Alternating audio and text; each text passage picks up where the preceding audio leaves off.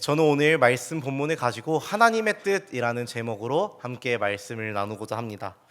네, 오늘 본문 말씀 너무나도 익숙한 말씀이죠. 아마 오늘 본문의 말씀을 성경책을 피지 않고 외우라고 해도 여기서 외우실 수 있는 분들이 아마 다수 있을 거라고 생각되어집니다. 저도 이 말씀을 어렸을 때부터 참 많이 봐왔던 것 같습니다. 저도 이제 교회에 있고 많은 이제 교회 다니는 성도님들 집들을 많이 가보다 보면은 꼭 뭐 어디 사업장 뭐 집 이렇게 가면은 꼭 말씀 액자가 하나 걸려 있습니다. 그러면 약간 그때 당시에 저 어렸을 때 한 20년 전에는 약간 두 가지 중 하나였던 것 같아요. 뭐 믿음, 소망, 사랑 이 중에 제일은 사랑이라, 아니면 항상 기뻐하라, 쉬지 말고 기도하라, 범사에 감사하라. 꼭 이 두 가지 중 하나는 꼭 걸려 있었던 것 같습니다. 그래서 굉장히 친근하고 익숙한 말씀이 이 데살로니가전서 5장 16절에 18절의 말씀인데요. 어렸을 때는 참 이 말씀이 익숙하다 못해 이 항상 기뻐하라, 쉬지 말고 기도하라, 범사에 감사하라 이 구절은 알고 있는데 데살로니가전서는 어디 있는지를 알지 못하였던 그런 어렸을 때의 시절도 있었던 것 같은데요. 그만큼 이 구절 자체는 저희에게 정말 친숙한 말씀인 것 같습니다. 근데 이 친숙한 말씀 가운데 정말 우리가 이 땅 가운데서 어떻게 살아가기를 원하시는지, 정말 이 땅 가운데서 우리가 예수 그리스도를 기다리면서, 다시 오실 예수 그리스도를 기다리면서 어떻게 이 삶을 살아가기를 원하시는지, 정말 이렇게 하나님의 마음, 하나님의 뜻이 참 숨겨져 있는 말씀이 이 본문 말씀인 것 같습니다. 오늘 말씀을 통하여서 그 하나님의 뜻을 함께 살펴보기 원합니다. 네, 함께 말씀을 좀 이제 나누고자 하는데요. 먼저 이제 본문 말씀을 나누기 전에 제가 이 데살로니가 교회는 어떠한 교회였는지에 대해서 조금 먼저 이야기 나누기 원합니다. 먼저 이 데살로니가 교회는요, 사도 바울이 2차 전도 여행 때 이제 마게도냐 지역에서 빌립보 다음으로 세웠던 두 번째로 개척한 교회입니다. 그래서 이 데살로니가 지역을 보면요, 어떠한 지역이었냐면은 이 마게도냐 지역에서 제일 큰 도시이자 행정 수도였고요, 또 인구 수도 20만 명에 달하는 그런 도시였습니다. 또 동양과 서양을 잇는 어떤 교통과 상업의 중심지였는데요. 그렇다 보니까 이 데살로니가 지역은 사도 바울의 이 선교 사역에 있어서 굉장히 전략적으로 아주 중요한 위치에 있는 것이 이 데살로니가 교회였습니다. 그래서 이 사도 바울은 이 데살로니가 교회를 세우고 이곳에서 선교 사역을 계속해서 조금 더 이어나가길 원했던 것 같은데요. 근데 이 사도 바울의 사역을, 이 사도 바울이 전도하고 선교하는 이 사역을 이곳에 있었던 유대인들이 못마땅히 여기고 이 사도 바울을 박해하였습니다. 그래서 이 사도 바울이 몇 달 이곳에 있지 못하고, 교회를 세운 이후에 몇 달 있지 못하고 다른 지역으로 선교 사역을 떠나게 되었고요. 계속해서 데살로니가 지역으로 들어오고자 하였으나 계속해서 사단의 방해로 인하여서, 유대인들의 박해로 인하여서 차마 들어오지 못하고, 나중에는 자신의 사랑하는 영적인 자녀이자 제자인 디모데를 이 데살로니가 교회로 보내게 됩니다. 보내게 되고 이제 이곳 사도 바울은 고린도에서 이제 사역을 이어가게 되는데요. 이제 이 디모데가 이 데살로니가 교회의 사역들, 이 교회를 막 세우고서는 이제 바울에게로 옵니다. 바울에게로 이 데살로니가 교회의 소식을 가지고 오게 되는데요. 이 데살로니가 교회에 대한 염려가 아마 바울이 많았을 것입니다. 유대인들에 대한 박해도 있었고, 이곳이 상업적으로 매우 중요한 지역이고 많은 왕래가 있었던 도시이다 보니까 이곳에서 이 교회가 제대로 세워지는 것에 대한 아마 염려가 많이 있었을 것입니다. 그런데 이 디모데가 가지고 온 소식은 꽤 괜찮은 소식이었던 겁니다. 꽤 기쁜 소식들을 가지고 왔던 것입니다. 그런데 그 중에서도 이 기쁜 소식이 있는 중에도 조금 몇 가지 아쉬웠던 점들이 있었는데요. 그게 뭐냐면은 예수 그리스도의 재림, 그리고 어떤 성도의 부활에 관한 어떤 문제, 이런 문제에 대해서 교리적으로 그리고 도덕적으로 혼란을 겪고 있다라는 소식을 이 디모데를 통해서 들었던 것입니다. 재림하실 예수 그리스도, 그리고 예수 그리스도 재림하실 때 성도들이 어떻게 부활하느냐에 대한 어떤 문제, 이런 교리적인 것들을 정확하게 가르칠 수 있는 리더가 없었다라는 것입니다. 그럼으로써 혼란을 겪고 있었다라는 것인데요. 그래서 이러한 문제들을 가지고 사도 바울이 정확한 교훈을 제시하며 더 나아가서 이러한 교리적인 문제들, 이것을 넘어서서 성결한 삶에 대한 교훈까지 확대하여서 데살로니가 교회 성도들에게 전하는 것, 그 기록한 것이 바로 이 편지 쓴 것이 데살로니가 전서 후서 말씀인 것입니다. 결론적으로요, 이 사도 바울은 데살로니가 전서의 말씀에서 예수 그리스도의 재림과 그리고 그 재림을 기다리는 성도의 바른 삶에 대해서 다루고 있다라는 것입니다. 그리고 그 중에서 저희가 오늘 읽었던 이 데살로니가 전서 5장 특히 16절에 18절의 말씀은 이제 일상생활 속에서 가져야 할 성도의 바람직한 일상생활을 이야기하고 있다라는 것입니다. 그렇게 사도 바울은 성도들이 가져야 할 일상의 신앙생활로 세 가지를 오늘 본문에서 이야기하고 있음을 볼 수 있습니다. 이제 함께 말씀 본문 보도록 하겠습니다. 오늘 본문 한 절씩 함께 보도록 하겠습니다. 오늘 첫 번째로 함께 읽고자 하는 말씀 이제 16절부터 함께 읽고자 하는데요. 16절 말씀 함께 읽겠습니다. 시작. 항상 기뻐하라. 아멘. 그래서 항상이라는 말은요, 말 그대로 모든 순간을 이야기합니다. 모든 환경에서 모든 순간 어떠한 상황에서든지 기뻐해야 됨을 사도 바울이 명령하고 있는 것입니다. 바로 하나님의 뜻이라고 이야기하면서 항상 기뻐해. 너네 모든 순간에 기뻐해야 돼. 어떠한 상황에 있든지 너네 기뻐해야 돼 라고 이야기하고 있는 것입니다. 그런데 여러분, 저희가 한번 생각해 봅시다. 고난과 어떤 환난, 역경 이러한 문제들을 고사하고요, 그냥 단순하게 그냥 예시를 몇 가지 문제를 들어보겠습니다. 만약에 여러분이 오늘 예배를 드리고 집을 가다가 휴대폰을 땅바닥에 떨어뜨려서 휴대폰 액정이 다 나가고 휴대폰이 켜지지 않습니다. 여러분 이런 상황 가운데서 기뻐하실 수 있으시나요? 네, 이 웃음은 아마 어렵다라는 뜻이겠죠? 한번 우리 차 있으신 성도님들 한번 생각해 봅시다. 차를 타고 집으로 돌아가는데 갑자기 타이어가 펑크가 나서 보험사를 부르고 타이어를 교체해야 되는 상황이 일어났습니다. 이런 상황에서 여러분 기뻐하실 수 있으시나요? 타이어가 펑크가 돼. 와, 타이어 펑크 났다. 아싸. 너무 좋아. 기뻐하실 수 있으시나요? 누가 아멘 하셨어요? 아멘 하셨는데 여기 네. 꼭 그런 상황이 오셔도 기뻐하시길 간절히 소망합니다. 네, 저희가 그런 상황이 왔을 때 정말 환난과 역경, 고난 이런 상황은 뭐 생각하지도 않고 이런 자그마한 상황이 우리에게 닥치더라도 우리에게 기쁨이 일어나기라는 정말 쉽지 않은 일인 것 같습니다. 기쁨이라는 건요, 영혼의 자발적인 감정이지 억지로 강요할 수 있다라고 해서 억지로 이렇게 끌어낼 수 있는 감정이 아닙니다. 저희가 와 기쁘다라고 해도 정말 그 안에 기쁨이 샘솟는다라는 거는 있을 수 있기에 참 어려운 일인 것이 기쁨인 것 같습니다. 그럼에도 불구하고요, 이 바울은 데살로니가 교인들에게 이같이 명령하고 있는 것입니다. 항상 기뻐하라라고 이야기하고 있는 것입니다. 이 항상 기뻐하라라는 이 말은요, 어쩌면 절대적이고 참 초월적인 기쁨을 이야기하는 것 같습니다. 우리로서는 이루어낼 수 없는 기쁨이 이 항상 기뻐함이지 않을까 생각이 되었습니다. 그런데요, 이 기쁨을 얻을 수 있는 방법을 이 사도 바울은 제시하고 있습니다. 이 사도 바울이 제시하고 있는 이 기쁨을 얻으시는 방법은요, 뒤에 가서 한 번에 이야기하도록 하겠습니다. 네, 뒤에 가서 한 번에 이야기하도록 하겠습니다.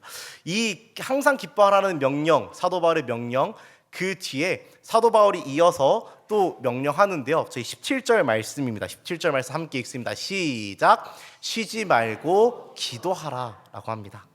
쉬지 말고 기도하라라고 이야기합니다. 여기서 쉬지 말고라는 말의 이 원어를 좀 살펴보면요, 아디알레이토스라는 말입니다. 아디알레이토스라고 하는데요, 이 말을 풀어서 조금 해석을 하면요, 밑바닥까지 이르도록 멈추지 않는, 혹은 시면에 이르도록 멈추지 않는 이라는 뜻을 가지고 있습니다. 이 쉬지 않고라는 말에, 쉬지 말고라는 이 명령에는 시면에 이르도록 멈추지 말고라는 뜻을 가지고 있다라는 것입니다. 이 단어에 내포되어져 있는 시면이라는 단어에서 어쩌면 바울이 이 명령에 의도한 바가 담겨져 있다라고 볼 수 있는데요, 바울은 인간이 인간으로서 견디기 어렵고 이해할 수 없는 그런 극한 상황에 이를 때에도 끊임없이 기도해야 된다라고 이야기하고 있는 것입니다. 쉬지 말고 기도하라는 말은요, 우리가 일상생활에서 하고 있는 어떠한 다른 일들을 제쳐두고 기도에만 몰두해, 너네 뭐 일할 때에도 마음속으로 계속 기도하고 있고 운전할 때도 마음속으로 계속 기도하고 있고, 물론 이것도 의미하고 있겠지만요, 이것을 넘어서서 무엇을 의미하냐면요, 우리가 정말 우리로서는 해결할 수 없는 극한 상황 가운데 낙심하고 절망하여서 고뇌하고 정말 슬픔 가운데 잠겨져서 마치 심연에 깔아앉은 듯이 우리로서 아무것도 할 수 없는 그런 상황 가운데 닥쳐 있을 때에도 너네는 기도해야 돼라고 명령하고 있다라는 것입니다. 또 이어서 이 기도하라라는 말에서 이야기하는 이 기도를 뜻하는 이 말의 원형을 좀 살펴보면요, 프로시코마이라고 이야기합니다. 이 프로시코마이라는 단어는요, 프로시코마이의 기도라는 뜻은 사람의 필요, 어떤 강구를 채우기 위한 기도를 말하는 것이 아닙니다. 하나님, 저 이게 필요합니다. 저한테 이거를 좀 주세요. 하나님, 저한테 이 상황을 좀 열어주세요. 하나님, 제 이 상황 때문에 너무너무 어렵습니다. 이 상황을 좀 열어주세요 라고 하면서 나의 필요를 구하는 기도를 의미하고 있는 것이 아닙니다. 이 프루시코마이가 이야기하고 있는 기도는요, 하나님 뜻에 초점을 맞추고 하는 기도를 나타낼 때 주로 쓰는 단어입니다. 하나님의 뜻에 초점을 맞추고 하는 기도를 주로 표현할 때 쓰는 단어가 바로 프루시코마이라는 단어입니다. 즉 사도 바울은 여기서 인간이 극한 상황 가운데 있더라도 자신의 필요를 채우는 기도, 자신의 어떤 필요를 따라 하는 기도를 구하라는 것이 아니라 하나님의 뜻이 이루어지도록 하는 기도를 하라고 명령하고 있다라는 것입니다.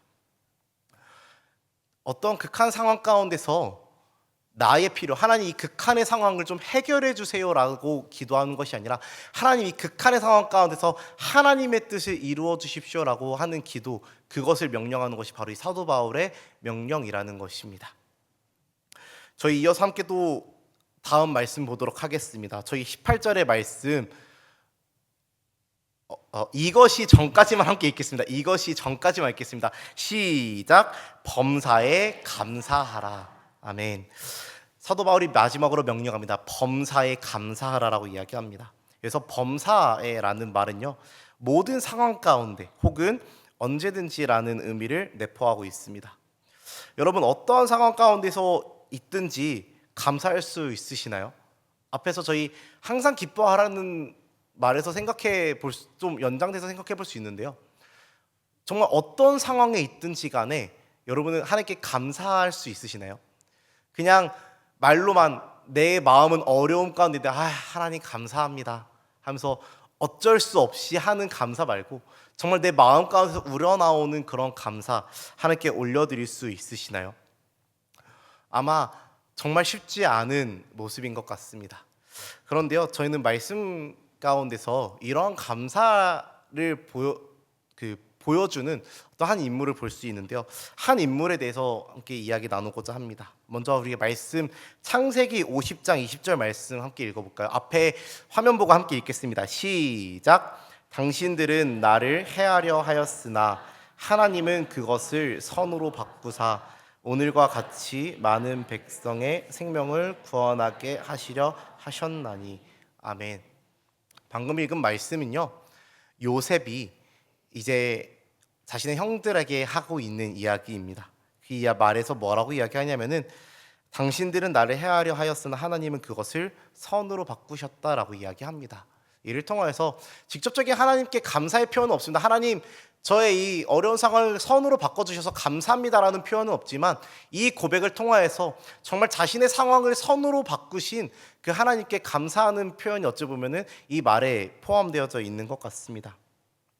그러면서 저희가 이 요셉의 모습을 통해서 볼 수 있는 것은 이 범사에 감사하는 것. 요셉의 삶을 저희가 너무 잘 알잖아요. 이 요셉은요, 자신의 어떤 잘못한 것 없이 형들의 미움을 받아서 노예로 팔려갔습니다. 노예로 팔려가서 그곳에서 인정받아서 정말 그 노예들 중에서도 대장을 먹었으나 정말 그 자신의 주인의 아내의 모함을 받아서 결국 감옥에 갇히게 되었습니다. 요셉은 아무것도 잘못한 것이 없고 그저 하나님을 의지하고 열심히 살았을 뿐인데 아무런 잘못이 없이 정말 그 감옥에까지 갇히는 일을 당하게 됩니다. 그럼에도 불구하고요, 요셉은 하나님께서 선으로 바꾸셨다라고 고백하면서 감사의 고백을 올려드립니다. 요셉이 이러한 고백을 올려드릴 수 있었던 이유는 뭐냐면요, 하나님께서 선으로 바꾸실 것을, 결국에 하나님께서 선하게 나의 삶을 이끌어 가실 것을 믿고 있었기 때문입니다. 즉 우리가 범사에 감사할 수 있는 것은요, 범사에 감사해야 될 수 있는 우리가 그 이유는 결국에 하나님께서 선으로 바꾸실 것이기 때문입니다. 로마서 8장 28절에서 이렇게 이야기합니다. 우리가 알거니와 하나님을 사랑하는 자 곧 그의 뜻대로 부르심을 입은 자들에게는 모든 것이 합력하여 선을 이루느니라. 아멘. 하나님을 사랑하는 자, 그리고 그 하나님의 뜻대로 부르심을 받은 자들, 우리에게는요, 하나님께서 합력하여 선을 이루시는 그 역사를 이루신다라는 것입니다. 그 하나님께서 결국엔 우리의 삶 가운데, 모든 상황 가운데 합력하여 선을 이루게 하실, 선한 길로 우리를 인도하실 것이다 라는 것입니다. 그 하나님을 인정하며 믿음으로 나아갈 때 우리는 범사에 감사할 수 있다라는 것입니다. 결국엔 선한 길로, 모든 상황 가운데서 선한 길로 인도하실 때, 그 인도하신 하나님 우리가 인정하고 믿었을 때 우리는 그 모든 상황 가운데서 결국에 하나님이 이루실 것이기에, 결국에 하나님이 선한 길로 인도하실 것이기에 감사할 수 있는 믿음, 그것이 우리에게 이루어질 수 있다라는 것입니다. 말씀을 정리하겠습니다. 오늘 본문의 말씀을 통해서요, 사도 바울은 성도들이 가져야 할 일상의 신앙의 모습들을 가르칩니다. 항상 기뻐해야 된다. 너네 항상 기뻐해야 돼 라고 하면서 명령하고요, 너희 쉬지 말고 기도해야 돼 라고 명령하고, 또 이어서 너네 범사에 감사해야 돼 라고 명령합니다. 그러면서 너네 이렇게 살아야 돼, 왜냐하면 이것이 하나님의 뜻이기 때문이야 라고 가르치고 있는 것입니다. 근데요, 이 하나님의 뜻대로 살아가는 것, 우리가 항상 기뻐하고 항상 이게 그 범사에 감사하고 쉬지 말고 기도하면서 살아갈 수 있는 것, 이거는요 우리의 힘으로 되지 않습니다. 제가 아까 전에 항상 기뻐할 수 있는 비결을 뒤에서 이야기하겠다라고 하였는데, 이 비결은요, 저희가 항상 기뻐할 수 있는 것, 쉬지 말고 기도할 수 있는 것, 범사에 감사할 수 있는 것, 그것은 우리가 누구 안에서 가능하냐면요, 오늘 말씀 마지막 절에서 이야기하고 있습니다. 18절의 말씀 저희 함께 읽겠습니다. 시작. 범사에 감사하라. 이것이 그리스도 예수 안에서 너희를 향하신 하나님의 뜻이니라. 아멘. 이 하나님의 뜻은요, 누구 안에서 가능하냐면요, 바로 예수 그리스도 안에서 가능하다라는 것입니다. 저희가 항상 기뻐할 수 있는 것, 누구 안에서 가능하냐면요, 예수 그리스도 안에 있을 때 우리가 비로소 가능한 것이 바로 항상 기뻐할 수 있는 것입니다. 우리가 심연 가운데 있을 때, 그럼에도 불구하고 쉬지 말고 기도할 수 있는 것, 누구 안에 있을 때 가능하냐면요, 예수 그리스도 안에 있을 때, 우리의 참 중보자 되시고 우리의 기도를 가지고 하나님께 가지고 나아가 우리의 기도를 대신 중보하여 주시는 예수 그리스도 안에 우리가 거하였을 때 우리가 쉬지 말고 기도할 수 있는 것, 우리가 심연 가운데 있을 때도 기도할 수 있는 것, 그것이 가능하다라는 것입니다. 우리가 예수 그리스도 안에 거하였을 때 우리를 선한 길로 인도하시는 그 하나님을 향한 믿음을 가지고 우리가 하나님께 범사에 감사할 수 있다는 것입니다. 이것이 하나님의 뜻이라는 것입니다. 사랑하는 성도 여러분, 우리가 살아가는 날 동안에 어떻게 항상 기뻐할 수 있겠습니까? 우리가 어려움 가운데 하나님, 저의 이 어려움을 헤쳐나갈 수 있도록 하나님 이 길을 열어주세요, 이 기도가 아니라 하나님, 이 고난이 계속되든 혹 이 고난을 통해서 내가 쓰러지든 혹 내가 다시 일어나든 하나님의 뜻대로 하여 주십시오라고, 우리가 어떻게 마냥 그렇게만 기도할 수 있겠습니까? 우리가 모든 상황에서 우리 가운데 고난과 역경이 왔을 때 우리가 그 상황 가운데 어떻게 감사만 할 수 있겠습니까? 근데요, 사도 바울은 우리에게 명령합니다. 그럴 때에도 너희는 항상 기뻐해야 되고, 그럴 때에도 너희는 항상 쉬지 말고 기도해야 되고, 그럴 때에도 너희는 항상 범사에 감사해야 되라고 명령하고 있는 것입니다. 근데요, 이것을 단순히 명령해서 끝나는 것이 아니라 우리가 이것을 이룰 수 있는 근거를 우리에게 알려주고 있는 것입니다. 그 우리가 기뻐하고 기도하고 감사할 수 있는 그 원동력이자 근거는 어디에 있냐면 바로 예수 그리스도 안에 있다라는 것입니다. 우리가 예수 그리스도 안에 거하였을 때 우리가 항상 기뻐하고 항상 기도할 수 있고 쉬지 말고 기도할 수 있고 범사에 감사할 수 있다라는 것입니다. 사랑하는 성도 여러분, 예수 그리스도 안에 거하길 소망합니다. 우리가 항상 기뻐하고 쉬지 말고 기도하는 것, 그리고 범사에 감사하는 그 이전에 우리에게 먼저 이루어져야 되는 것, 바로 예수 그리스도 안에 우리가 거하는 것입니다. 우리가 예수 그리스도 안에 거하였을 때 항상 기뻐하고 쉬지 말고 기도하고 범사에 감사하는 이 하나님의 뜻이 우리 삶 가운데 일어날 수 있는 것입니다. 우리가 살아가는 그 모든 날 동안에 정말 기뻐할 수 없는 상황이 오더라도, 기도할 수 없는 상황이 오더라도, 감사할 수 없는 상황이 오더라도 예수 그리스도 안에 거함으로 말미암아 기뻐하고 기도하고 감사하며 살아가는, 그렇게 우리의 삶 가운데 하나님의 뜻을 이루며 살아가는 우리 모든 성도님들이 되시기를 간절히 소망하고 축복합니다.